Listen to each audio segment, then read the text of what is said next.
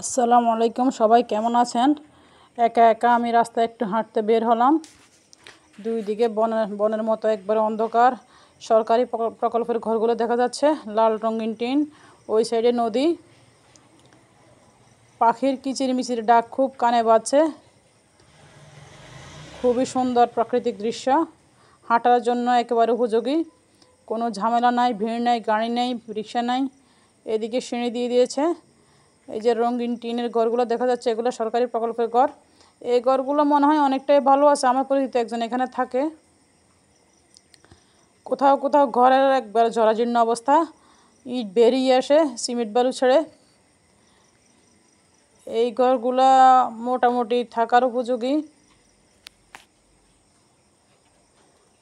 তৎকালীন প্রধানমন্ত্রী আপা এগুলো দিয়েছিল যাদের ঘর নাই, আবাসন প্রকল্পের আওতায়। এখানে প্রায় 30-40টা ঘর দেখা যাচ্ছে। ওই দিকে সাধারণ মানুষের ঘর, আর এগুলো হলো সরকারি প্রকল্পের ঘর। 2 রুম, কল দিয়েছে, সাথে হাঁস মুরগি পালার ব্যবস্থা আছে। সামনে বারান্দা, রঙিন টিন। ওই দিকে আবার নদী আছে। এই যে লাকড়ি দেখা যায়, কেউ লাকড়ি রাখছে এখানে। মনে করছি না ভিতরে যাবো, কিন্তু আমি ভিতরে যাবো না। আমার পরিচিত একজন এখানে থাকে, বলছে যে যাওয়ার জন্য। আজকে আর যাবো না, ওনাকে দেখতেছি না এখানে।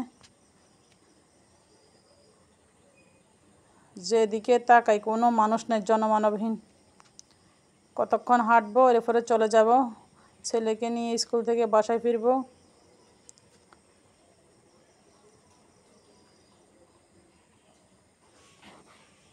কোথাও জনমানব নাই, একেবারে ফাঁকা রাস্তা। ঘরের মধ্যে তো মানুষ দেখা যাচ্ছে না। ওই সাইডে নদী, নদীতে পানি ভর্তি, একেবারে নৌকা চলে, ট্রলার চলে।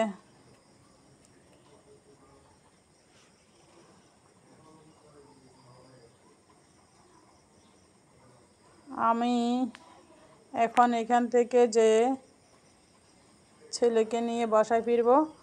বাসায় অনেক কাজ, ছেলের পরীক্ষা আজকে।